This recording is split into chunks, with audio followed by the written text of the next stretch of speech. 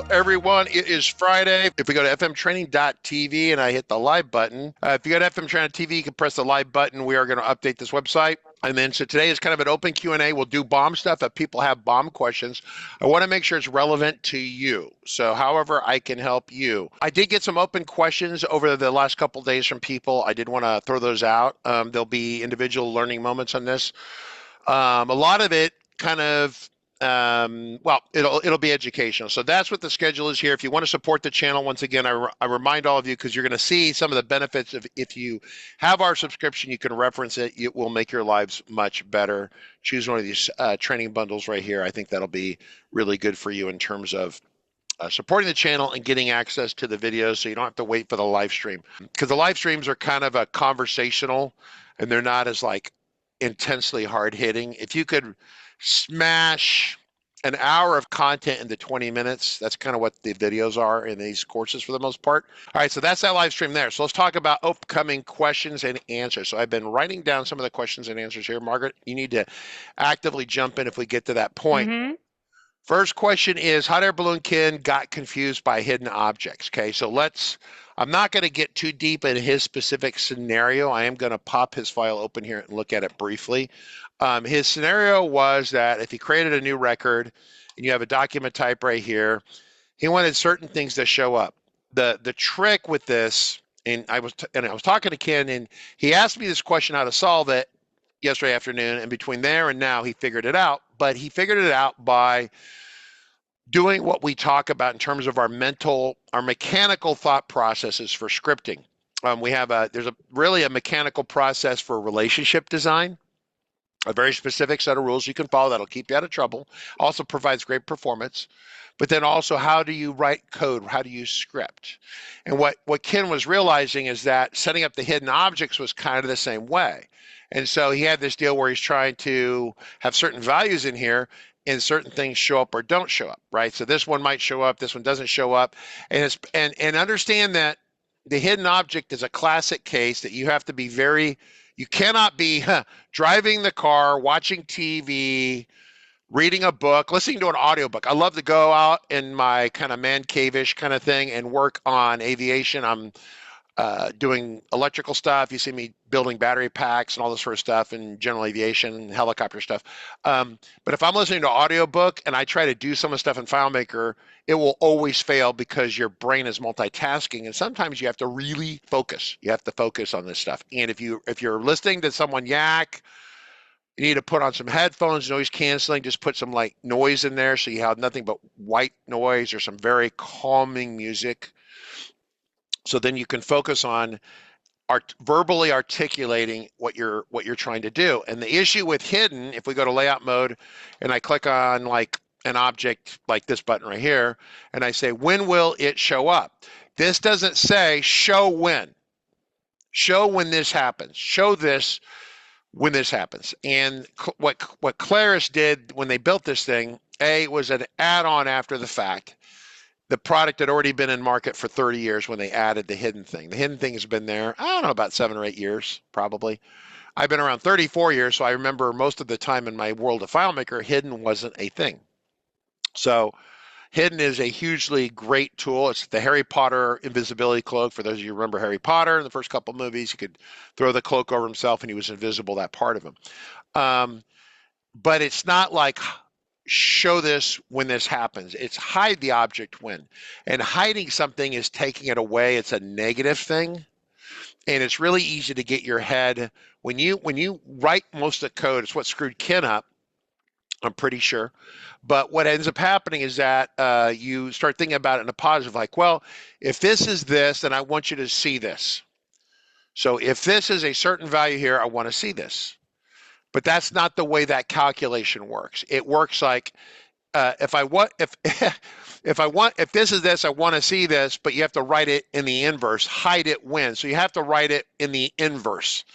And writing a single inverse is fine. Like, okay, if I go to browse mode, and I'm not gonna get too deep, Ken. If you're there, get into this too deep. I just want to kind of give this people a high altitude on tips on how to solve this, because you remember the tip I gave you. You solved it for yourself. That's the ultimate compliment, whether you meant that as a compliment or not. It was the ultimate compliment that you reverted back to your training.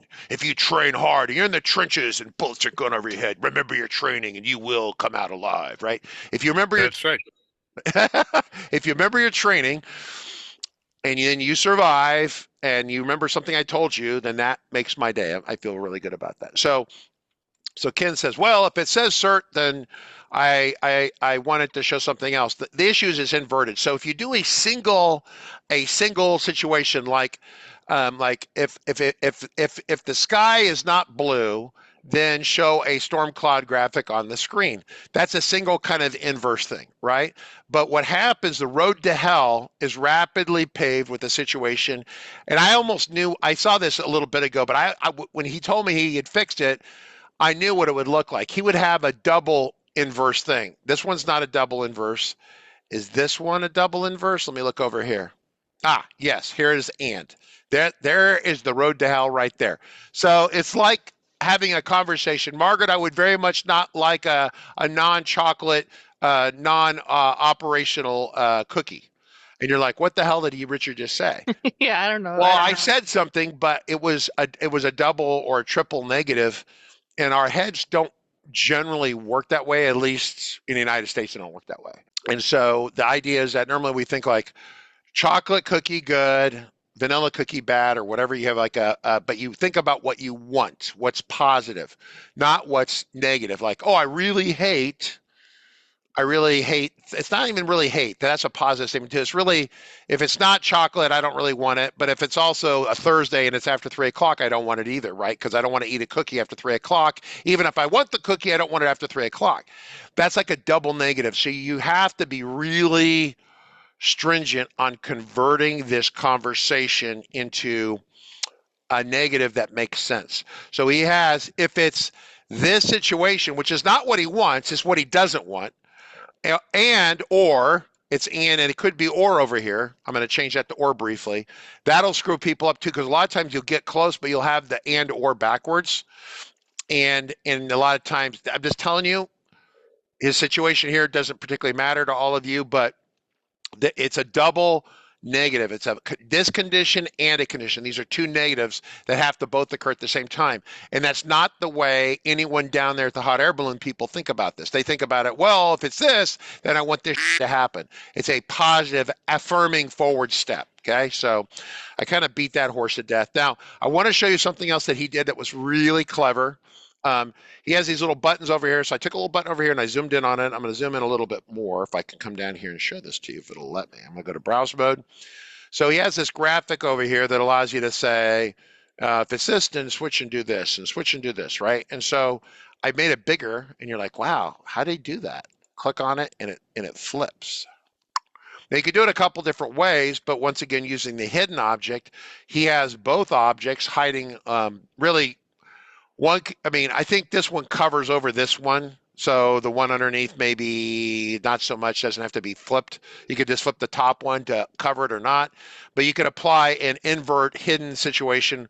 Like, let me go back to browse mode. So I click that one comes on, click that one comes on. So that's kind of the way I would build it. So he built it kind of my style. And so two graphics, and you have a situation where one is visible and one is not, right? In fact, the one thing he had on here, which was kind of, so he has that. And then if I get over it, it flips it like that. You see that? So that's the mouse over concern. So I wonder if we can fix that. And I'm not picking on Ken. I'm just out loud thinking, how do we fix that? So we could go to styles. We say button, and we want hover over it. It's got a solid green thing. What if I say nothing? Okay, we could try that. So I hover over it, does that. So you really want it to stay solid green. So how would we do that? You click on it, you say the button, or is it the icon? It's the icon, right? Then you could say, well, it won't let you, normal, where's hover? Hover over it. The icon color, you can adjust the fill color of the icon. Okay, that's pretty limiting. Go back to the button and the hover state, which is that, but what you really want it to do is do Nothing, right? I mean, that's the problem. You really want it to do, I don't know if that's probably not going to help us at all. See, yeah, see, yeah, so you have to go into here. It's a normal state. Oh, and it's got the rounded 100% right there. Okay, great. Let me try that. Hover. Okay, solid color. Go back to the green, but then I want to do the 100 right here. Isn't that 100? Okay. Browse. Let's try that.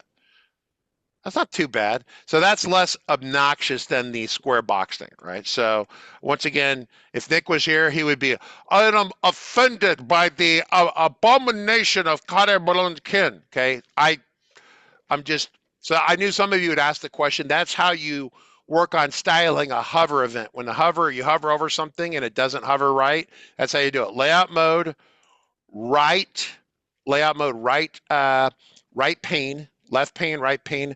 There are 4 panels in this pane. It's the style panel of the right pane. Then you click on the object and you say it's the button or whatever. You start with the top one, then you go down to this one.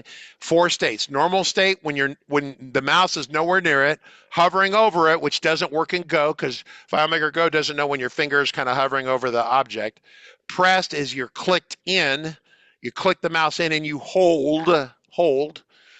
And in focus means that it's actively in focus, but if you already clicked on it and let go. Does that make sense? And so not all these states are available for everyone, everything.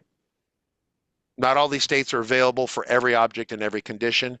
However, in this case, they all seem to be running. Like if you come back here to icon, then you come down here, you have 4, well, they're still there. So, but some of the objects, you'll play with them. You'll see that they're not all eligible to be tampered with. If that makes sense. So, hot air balloon, Ken, you want to add anything to this at all? I would just go back to something you said earlier about the and in the or. That was one of the things that did trip me up until I figured it out. That I needed to switch to and because in my brain originally it thought or. Because you're thinking about it in a positive situation. Yeah, and once again, I would just simply say that you might want to stop and write this out, even on a piece of paper. Remove the distractions from your room. Anytime I have a problem with the hidden, it's multiple criteria on the hidden, and I've got it kind of backwards in the and and or, and I've confused it in my head, probably because I'm listening to, I don't know, some sort of audio book or driving the car or whatever, although I don't code and drive, but you get the idea. If your attention is divided, you're not going to get very far with that. Okay, Margaret, Peter Gaines. Gaines has a hidden formula. Cool, thank you. And so Peter Gaines says, my hidden formulas mostly look like this, case statement, left, this kind of thing. So he does a 1, he does a 0. That might be a better way of looking at it. I'd have to play with that a little bit. Case statement is an advanced version of if statements, right? So that probably, and a lot of times it makes a lot more sense if you're doing a lot of coding. Pretty good.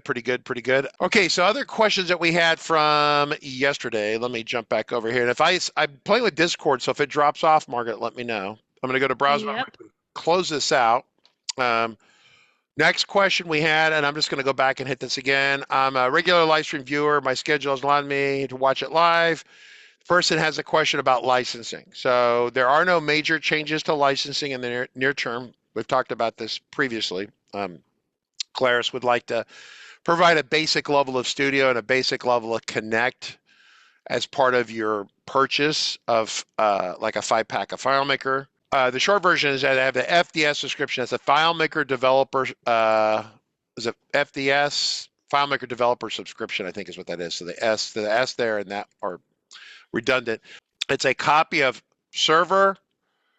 Basically, the idea is it's like you buy a 5-pack, but it's a 3-pack. However, the license for that 3-pack is only for you, the person that bought it. It's not for you and 2 of your best friends, or you and your 20 employees. It'll top out at 3 connections, but it's only for you to use. So if you use it in a production environment, and you use it beyond yourself, certainly, then you need to buy a regular 5-pack of FileMaker. This thing here is like $99 or something. The basic 5-pack of FileMaker is $1,000, so it's 10 times the cost. Once again, I think this gets back more to the freemium conversation. We talked a little bit about that yesterday with Claris. And I would hope that they would make movement in that area, but I'm not seeing it at this point, which makes me think that it's not a 2024 thing. All right, so I'm going to pivot forward into a question about keys, multi-keys and multi-predicate keys. And this came up yesterday when we were talking about a relationship. So this is one of those deals where if you have, I'm going to press the button here. If I go to fmtraining.tv and you purchase one of the bundles right here, you're going to get access to these videos. So the videos that you want are 1105. All the videos have numbers on them, so a lot of times I will give you a number, like I number layouts and things like that. So video 1105 and 1106 cover multi-predicate keys and multi-value keys, right? And so, and then it gets into this idea of an and or relationship. So a moment ago, we're talking about hidden, which is kind of a backwards thing. Like, hidden will hide it or will hide something if it's, this condition, but most time all of us think about showing it under these conditions. That one's inverted.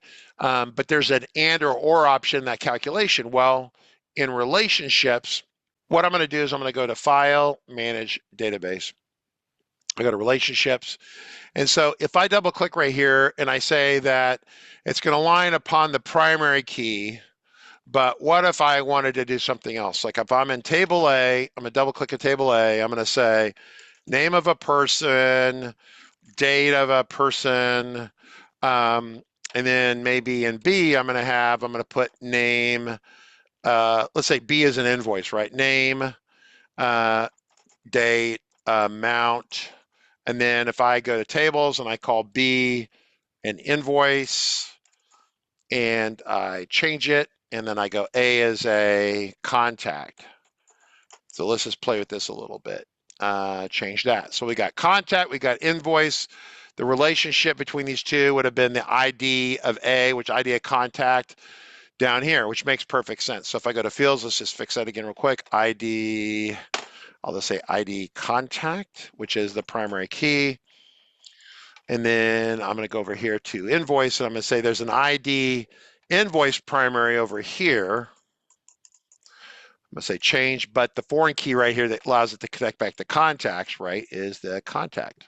So the primary contact of the person over here, that's a person, this is an invoice, right? So if I say okay, in fact, what I'm going to do just to make this super clear is I'm going to go to fields, I'm going to go to contact, I'm going to say photo, okay? And that will be a container field, right? Change. Okay. And so what I'm going to do is I'm going to go to layout mode and I'm going to move this stuff off the side over here is what I'm going to do. And it's got that super speed scroll thing going, which is kind of aggravating. So I've got the company name, contact name, I got the name, the date right here. So this is let's just say this is the person, okay? So we'll go to browse mode. I'm going to do a search for Jesse on the internet. Photo of Jesse. Apparently this is Jesse right here. I did not know that was Jesse. There's Jesse. All right, Jesse, welcome. Nice that you're here. We're going to put this over here. So we know Jesse. There's Jesse right here. Perfect. So now we know that we have this. So let's talk about the multi-key, the and or relationship. And so what you could do is we say, let's see all the invoices for Jesse. And so if I pop a new window, and just so we have it, I'm going to go over to invoice. And we have two invoices in here. The primary key is A01. That's A01. Let me go to layout mode. I need to put all the fields in here. I'm going to make this a little taller. Actually, make the field a little taller. So I got location, doesn't really predicate matter. This, and this. Here we go. Put these over here. Browse mode. Can I go to table view? Yeah, there we go. I got them all in here. So I'm going to move location over there. I don't care about that too much. The primary key, that's the invoice primary key. The contact is right there. So that's still Jesse. And you have a date and amount. So let's say 5/1/2024, and it's $500. Okay. And then I got 5/2/2024, and it's $600 on something that Jesse bought. She clearly has a lot of hair care products. That's a lot of hair care products. So she's a Hollywood actress or pop star or something. I'm going to duplicate a couple more of these. So some of these would belong to someone else. Alpha 2 bought some other stuff, whoever that is. Okay. And that's, some other dollar amount. And then back once more, we have another Jesse one. Let's just say it's on the 3rd. And she comes back and she gets a refund on the OneCare product, but buys a lifetime supply of Michael Kors hair care products. Okay, so there we go. So that's like $5,999, right? It's an amazing deal. All right, so these are records. At the moment, they are related right now through ID contact to ID contact foreign. So that's cool. So if I put the port, I go to layout mode, I'm going to put a portal over here. If your FileMaker doesn't make those sounds, that's a malfunction. It's supposed to make little sounds when you drag the portal. I put invoice right here. I say, okay. It says, what do you want to have? I want the name, date, amount. I'll put these in here just for fun. Okay. So we go browse mode. So A01S, well, there's no A01S. So if I put A01 on here, it shows me 3 records. Okay. 3 records. Okay, so you're like, oh, that's pretty interesting. So you see this data here, right? But then, and once again, we did this animated in that video training on the video 1106. If I create a new table real quick, and I'm going to call the table report, and the goal of the report is to show me on screen at one time, based upon whatever criteria I want, the invoices and the total that I've sold for the day. Now, I'm not saying this is necessarily the best way of doing this, but this is another technique. It's a tip. It's like if you can, it's just like another way of drive. If you can drive your car with your right hand, can you drive it with your left hand on the steering wheel, right? It's different, technically a different skill set. Your right hand has to know what to do. The left hand knows to do. Can you do both? This is another technique. If I say report, I'm going to create a table. I'm going to go to fields. I'm going to say delete all. And I'm just going to say date, okay? So I'm going to say date. And so I have one more table, new window, come down to report. I go to layout mode. I'm going to get rid of that, the header at the top. I don't need that. Delete the header at the top. And then what I want to do is I want to have a portal right here. You're going to love this because we haven't done this in a while. So I say, I don't have a relationship, manage database. I say, well, what I want to be able to do is put a date in there and see all the orders that come in, all right? And so if I click on the relationships, I can come down here to reports. We're on the report. So that is a tog. Now on a different layout, it has its own tog, right? If we design it properly, I'm going to try to use best practices here, right? I'm going to say create a new one against the invoice, and I have date and I have date. So they're going to match. Okay, does that make sense? And so if I hit OK, I'm going to move down the name, the date, the amount, the primary key. That's fine. Okay, hit OK. Browse mode. Okay, so I create a new record, and to do a search on the date, I want to see everything that we sold on, say, May 1st, 5/1/2024. You have to put an extra slash in It there. actually has to be a valid date. And so then you're like, okay. Now the rub is that what if I want to see the 2nd as well, or maybe the 3rd? Okay, you're like, well, maybe we could do something like this, right? 5/3/2024. That should not work. Doesn't work. Okay, well, that's a find request. Remember, we do date ranges and a find.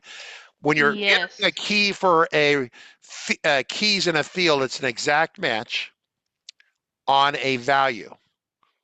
Wait, so it can't handle any of the find request shenaniganery that you'd put in on there? a key in a key. Remember, it's trying to lock. So if I draw the graphic properly, it's trying to match that exact string to that right there. Interesting. Okay. It's a find request. Find requests and relationships are totally different. Yes. Now, but if I did that range on a regular relationship, wouldn't that work? No. It's literally this string. Listen, FileMaker in a field like this string right here, if I put it in quotes, I don't think that'll help us at all. It's not going to work. It's looking for that string over here. So if I could actually create a new record over here and paste this in here, the problem is it's going to freak out because it's a date field. See? Oh, is date field defined as a date over here? Maybe it's not. Oh, it's text. Okay, of course. All right, so let me change this to actually a date field. That's why it worked right there. It's because remember, a text doesn't care if it's a date or what it is, but it's matching a string, what's a string? It's a bunch of text and a return character. That's a string. It's a bunch of text and return character. That what I just said has implications. So over here, if I would have tried this again, click out, put it back in, it's going to say that's not formatted as a date, which is what I was expecting it to see, okay? So that will never work.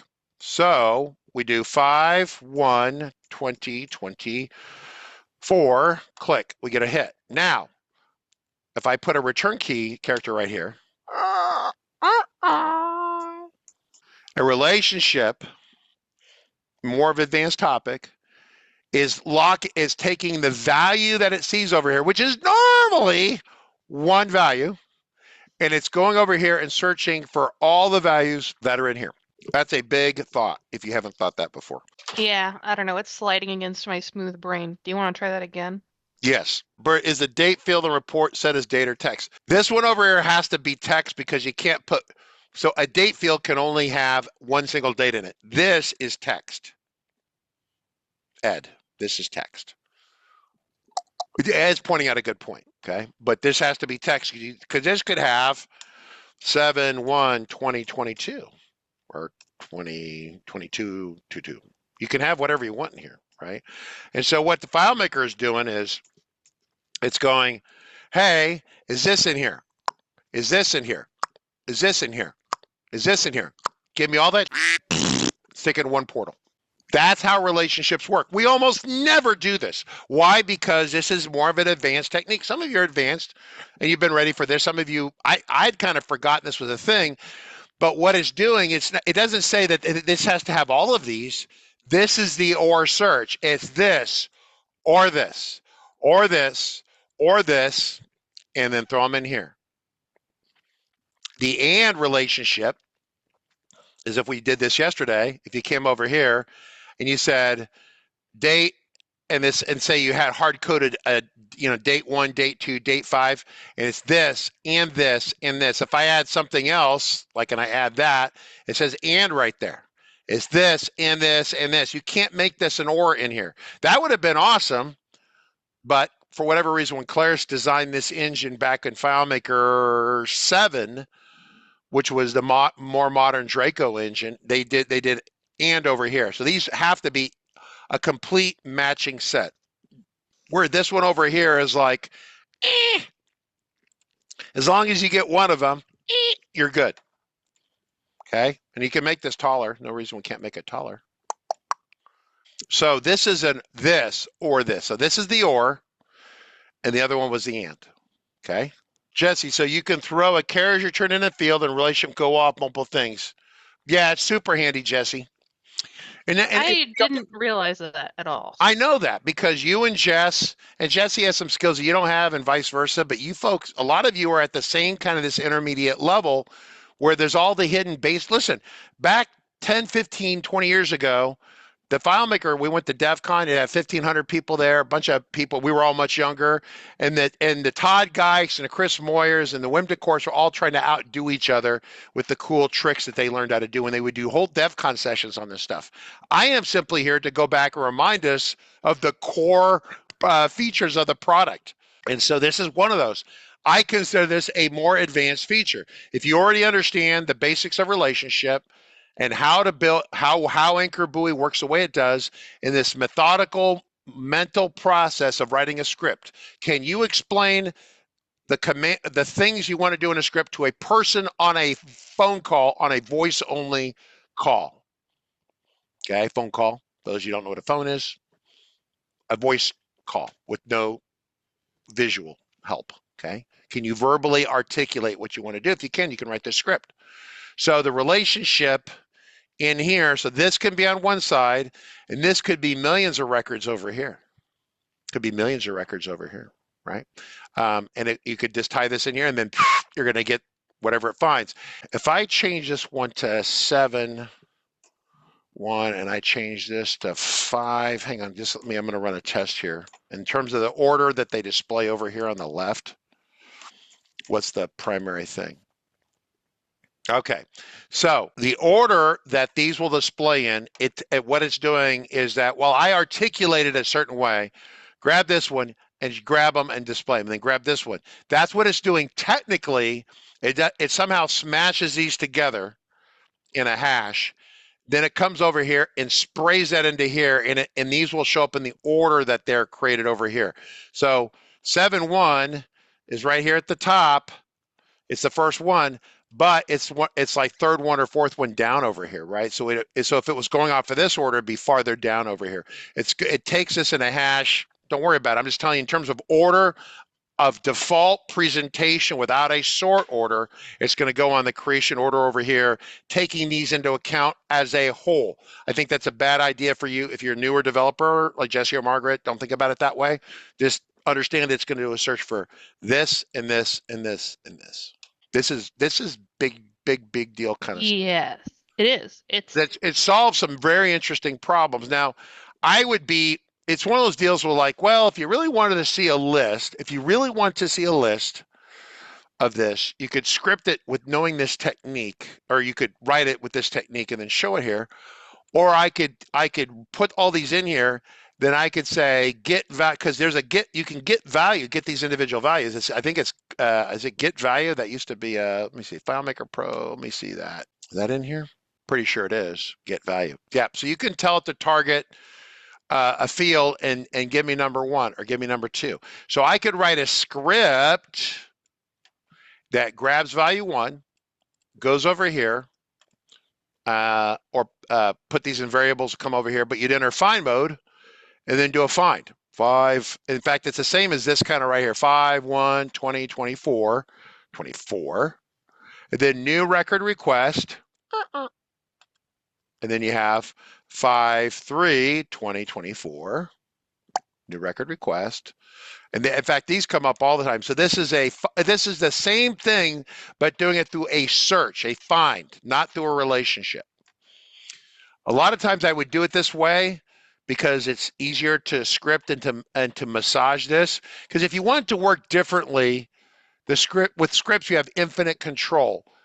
If for some reason you don't like the way this works with the relationship, you're out of luck. You can't, either you use it or you don't use it. You see what I'm saying? But if I said, well, I only want to report on the top 2 of these, this would never do that. With a script, you could say, grab the first one, grab the second one, run that against that. So you have unlimited flexibility. That's why I would tend to do it that way. But if you know that you'd only need all these, you could manipulate them. Like if you were saying, well, I can only use FileMaker relationship, I only want to use that, I only want the first 2, then you would like take these 2 and get rid of them. Then you would have this whole idea of what I just scripted over here. Does that make sense? So I go return over here, you get the list over here as opposed to in a portal. So 2 ways to solve the same problem. Using FileMaker scripting provides precision control. May not be the fastest in terms of script execution, in terms of executing it. This way over here is probably faster through a relationship, especially if you have 10 million records and you're hunting for 100,000 of them or something. But doing a clean find with a script gives you very precise control. You have precision, fidelity, high fidelity in exactly you do what you want to do. If you use the method over here with multi-value, this is a list. It's a return delimited list. As long as you can use it the way that they said you could use it, then it's fine. But if you want to change how this operates over here, negative. That's a big deal. We're back to this whole progression of learning thing, which is down here off the top. Well, that one worked. So if you're down right here, you're just happy to get it work and you don't care how. You get into here, in this area here, through here, right through this area here, and you're trying to build it so it doesn't slow down. And the best way to control precisely when FileMaker does stuff so it doesn't do things behind your back, right? Like it's doing an unstored calculation. So I'm in a summary field at the bottom, the progress bar, and you have to go out for an hour for lunch before it's done. Okay. Then that's where you script it. You have precision control over that. And that's what comes into here. And then when you get as a senior engineer, then you're mixed like Nick. Nick will use some of this technique. He'll come over here and script some of it technique. He'll mix and match because he knows that certain parts over here are the fastest and certain scripty things over here are the fastest. And he'll mix and match for best results. So a brand new person doesn't give it just want it to work. Oh, it works. Thank you. It works. And then this level over here is like all your friends at the company go, oh, say, Jesse, that works pretty good. Hot air balloon kid. Wow. Could we use that for our hot air balloon event or our sports car event, our flying event? Well, I mean, Ken or Jesse go, of course you can use it. Peter Geens, of course you could use it. I'll put it on my FileMaker server. And then suddenly you went from just for you to now it's got 10 or 12 people, maybe 20 people. And they say, well, since it's on your server and you're such a nice person, can you import these 12 million records? And you're like, if you're going to pay me, they give you a couple bucks, they buy you dinner, something, whatever. You import the records. Now you got 20 people working on 15 million records. This technique over here, just getting it to work any which way, may not be good enough for you. It may be like slow. They're like, well, I don't know why we ever hired Peter Geens. It's slow. That guy sucks. My phone has rung before with that. Richard sucks. He's horrible. Hello? Peter Geens, thanks for the confidence. We're sorry. No, I'm telling you, I've been there. I'm just using your name because you're here and you would like to feel like I am paying attention to what you have to say, which is all true. I am open to questions. Let's have a question. A new person doesn't always know the fastest solution or where to use their solution. That's exactly correct. They don't know, but the brand new person, listen, you got to understand this. So some of you have been asking for OData. I have a request a colossal event to do OData, okay? If I did OData, okay, for you, if I got it to work, I would be stoked. And you're like, well, Richard, you're a professional. You should know the 12 ways to do an OData and which way is the fastest. Like, dude, I don't do enough OData to know that. If I got to work at all, I would be happy. This is Richard and OData right here. Ah. So then Richard, if I did OData every day for a year, I'd be over here going, I got to make sure it doesn't, because I know in the back of my mind, because all technology has a spot where it slows down, not to try to drive into that spot. I want to steer around it the best I can of where it might slow down. That's why I'm not doing OData. I'll have someone who's much better at OData doing OData. Makes sense? So that's me. Some things are, this is going to be me over here, right? Like I flew the King Air the other day. I'm a helicopter guy, thing I play. They put me in a twin engine King Air, if you guys know what a King Air airplane is. And I was struggling to keep up. The fact I didn't crash the airplane, I was a co-pilot, that's to be fair. The pilot was doing doing it fast just to cause my head to explode. But it's like, instead of one jet engine, I got two jet engines to manage, and all these needles and gauges and the red lights and the blinky, and then it's pressurized. I fly at 500 feet off the ground. My head was, this was me. I was over here. Don't wreck the King Air. It's a lot of money. Got it. Just fly it. I don't care about the quality of the food. This is your captain speaking. The stewardesses and persons are going to come by and give you a cracker and a drink. No, I told people to pack their own sandwich. Flying the King Air is like, okay, don't wreck it. That's the whole goal. Don't wreck the database. If it works at all, if we get there alive, it's a success. It starts off that way. Then we get better, and Jesse gets better, and Peter's a very senior person, very highly talented person. So, Peter, I'm not picking on you. Someone mentioned that multi-key field works well as a checkbox. You can turn them on and off like a filter. So, like, wait, you turn the relationship on and off via a checkbox? Is that even a thing you can do?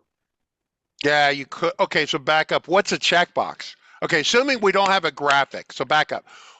That's a good question for everyone here. What is a checkbox? That's Jesse. We don't know what Jesse looks like. What is a checkbox? Okay. If I go back to, assuming it's still over here, concept document. Okay, so let's go over here. I'm going to create a new record. I'm going to zoom in on this. And then I think, what's his name, already cleaned up my mess. Good job. I'm going to have to undo your mess. So this right here, I'm going to grab these two right here. I'm going to duplicate them. Come down here, make them big. Now, That's a checkbox, but it's really a graphic, okay? There's two kinds of checkboxes, okay? Now you could do this, whatever we're saying, you could do it a dozen different ways. So once again, if I go to browse mode, let's see, type, there we go. Got this, got that, okay? These are graphics, okay? Now, if I gonna close that, I messed up his file, then I walked off. I'm such a bad person. So if I go over here to like this database right here, and we say this Jessie is an active, we're her agent because Jessie is a highly talented person. Flag, and I always, whenever I have like a 0-1 binary like flag indicators, I actually call them flag, me personally, and I say flag active, flag in rehab, flag needs quality assurance testing, flag whatever. So I say flag, okay? It could be a text or a number field. I'll just create it as text right now. Create it. So I come over here, flag active. I can say 1, okay? So flag active, Jessie is an active person, whatever that means, okay? Layout mode.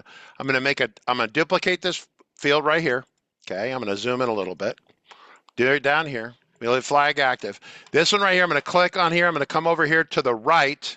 I'm going to say instead of a edit box, I need to be, layout mode, very right data icon right here, the data panel. I'm going to say edit box. These are control styles. Once again, checkboxes, radio button, stuff like that. I see we have a checkbox set, okay? And I'm going to say get the values from where? There's no values in here, so I'm going to have to create a new one. I just call it 1, or you could call it 1 or something like that. I just set it for 1, okay? So if I go to browse mode, okay, 1.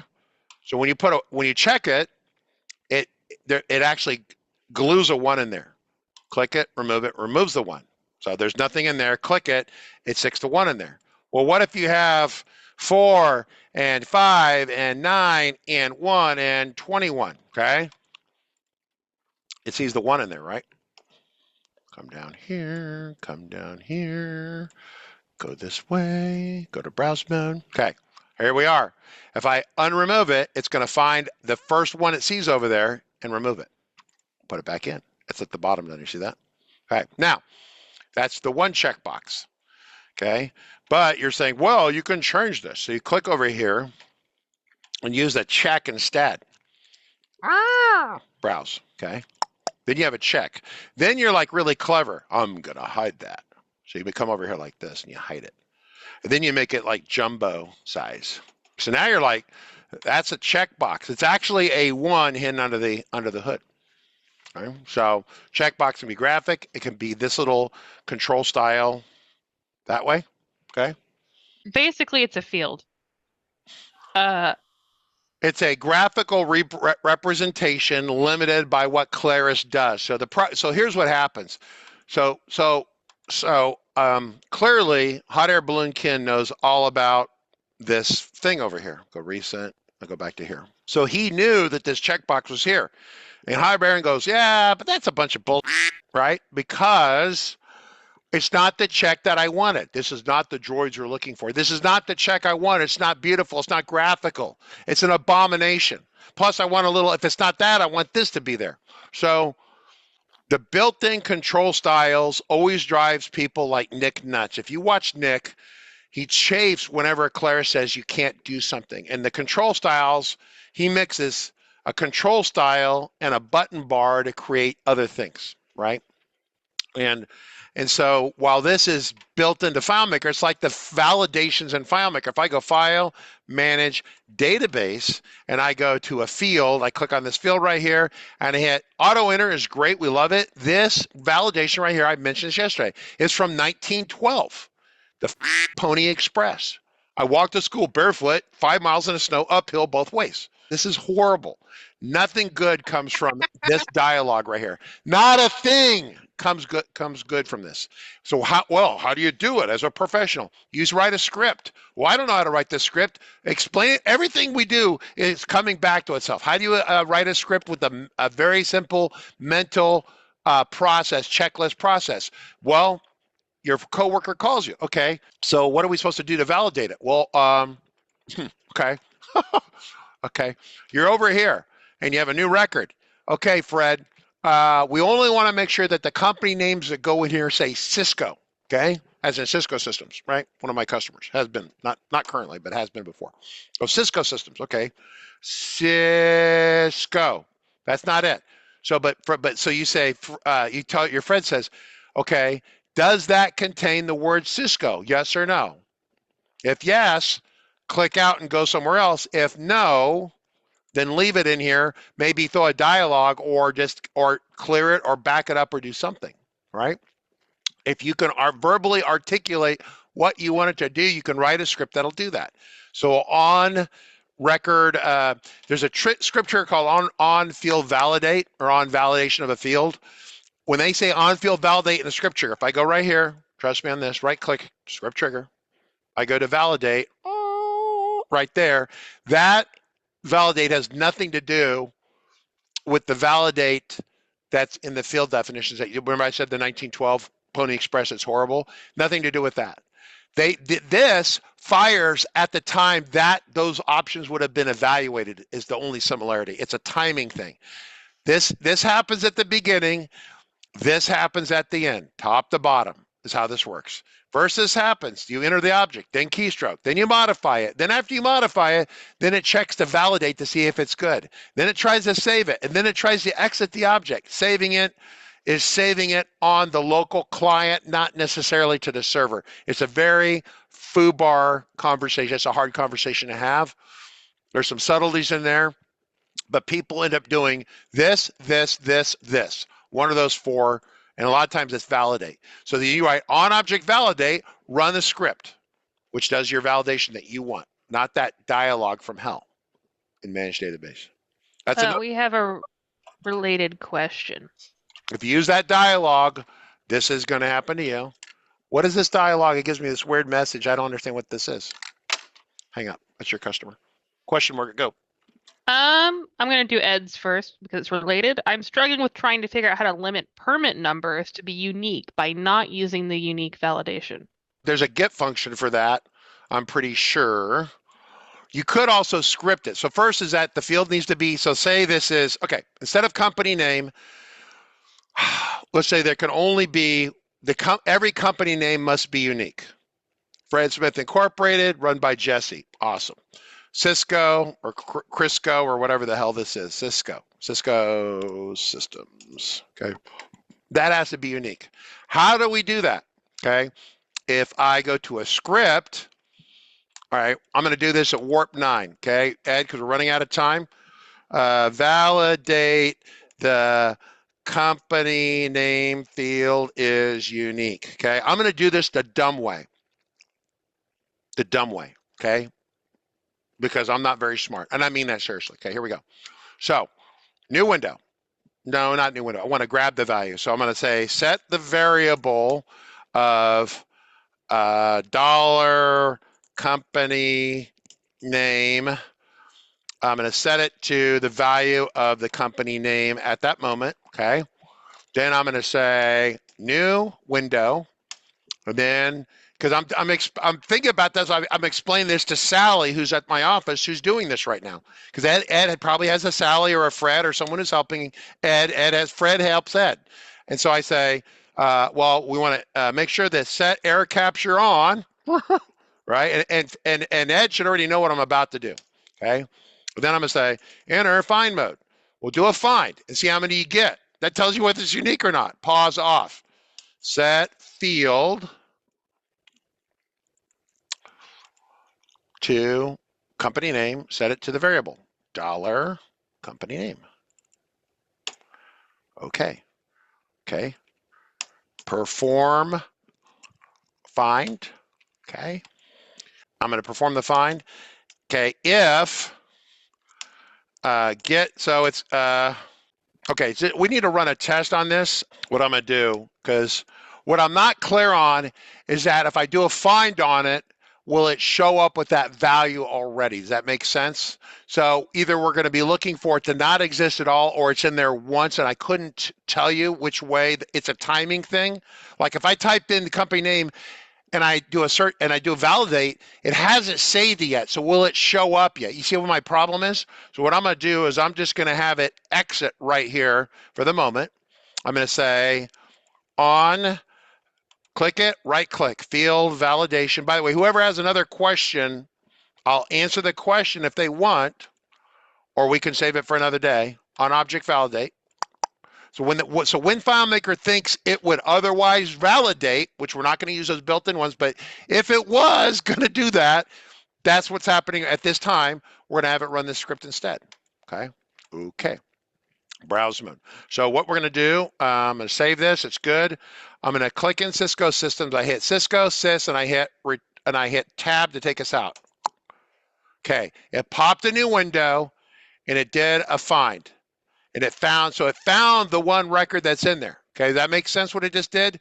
So you told your other person to take this value, copy it, go over here to a new window, perform a find for it, and it finds the one. So the answer to the question is if the get found count, if it equals 1, then I don't know, comment is good, right? Else it's probably 2. Else you could always do a found count, check it if it's 2. I don't know if there'd ever be a situation where it'd be 0. If it had a weird character in there, maybe. But for permit numbers, if you don't use a lot of weird characters, you're probably okay. I'm just saying these are the things that I worry about, right? When I crimmage. So else you'd say beep, and then I could say exit script, and then if you pass a fail command, I think exit, is it 0? If you use 0 as a fail, I'm wondering if that validates a pre-trigger or post-trigger, right? So what I do is I would say close right before this I say close window, and over here I'm going to close the window too. Close the window, and it's good if it's 1. If it's something other than 1, beep, there's a problem, and I'm going to see if it will keep me from exiting the field, is which I want to do. So it's a test result. I think it's, so I'm going to just test this. So I'm going to close this one, come over here, Cisco Systems, tab. Okay, it's beeping and it's not leaving.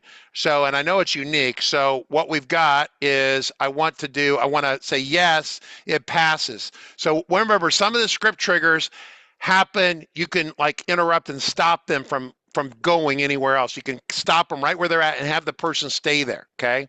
So probably what we're going to do is we're going to say 1, it's going to let them out, let them continue. So I'm going to save that, come over here, Cisco Systems, and I tab, okay?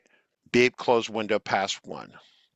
Okay, what am I doing? I need to step through this. I have to see what it's doing because something is not totally quacking correctly, and I need to find out what it is. So I'm going to delete all these. Now notice I'm taping, and it hasn't run the script. I'm going to script debugger, okay? And then I'm going to tab over here. I'm going to be over here. I'm going to tab, 1, 2, 3, tab key. Fires the validate script. Set variable. New window. I'm going to move it down so we know that's a different window. Enter find mode. Put the value in there, which is that value there. Looks good. Perform find. We have, that's interesting, 0 records. So it's not in there yet. So 0 is actually, because it hasn't saved it yet. Does that make sense? It hasn't saved yet. So what kind of what I thought would happen. All right, so hang on, close this. Margaret, do you understand what I'm saying? Because at the sequence of events, when you type in and it validates, then it attempts to save it to the server or to the drive, and then it exits it, right? So there's a sequence of things that happens at warp 9, okay? So 0 is what we're looking for, is 0, it's not there. Else, it beeps, okay? So let's try this again. Okay, 1, 2, 3. So I've got Cisco. The other one, okay, I clicked out. Let me just try it again. Step. It's going to find a new one right there. Oh, I think something funky kind of happened there. Okay, so I think it was okay, but let me validate that one more time. Click in here. I just want Cisco. Let's just do Inc. Okay, we know there's no Cisco Inc. I'm going to step out, and it took it. Now, if I create another new record, if I can spell it, Cisco Inc., now it's going to have a problem. I'm going to try to click out or tab out. Okay, it beeped and it still exited. Beep, close window. How do you stop it from leaving? I'm wondering if the script trigger is a post trigger. What you'd have to do is you'd have to notate where you came from and then go back to that object. I'm hoping it's a script. Let me just do script triggers. So this is really important about script triggers. Some of this, when you folks ask me this, is me. I'm pretty sure I'm close to it, but I need to confirm one way or the other. Setting script triggers, setting up script triggers. Somewhere there's going to be, here we go, before, pre, or post. Okay, it's before post. So we can pass a, okay, back up. It's right here. So when you have a pre-trigger, this list of it says before processing, before it leaves, it's going to give you the opportunity to run a script to say yes or no. The after processing, it's already left and it doesn't give it what you think. Does that make this is like before commit and after commit? Yeah, but this is before on validates, before you allow it to exit out. We want to go somewhere. It says, well, I got to validate first, and we're letting the validate abort. And so if you pass on down here, if you pass, it's on a script result, you pass a 0, it's a fail. If you pass a 1, it's good. 1 is yes, 0 is no, binary, right? I'm pretty sure what this is right here. So I'm going to come back over here. So I've got this one and this one and this one and this one. And so what I'm going to do, just for fun, I'm going to delete this record. I only have one. What's this? Okay, I'm going to get rid of that. I'm going to get rid of this. And we're going to end on this right here. So we have 2 records, Cisco, Fred Smith. Now I'm going to type and create a new record. I'm going to say Cisco. That by itself should be okay. That'll be a problem.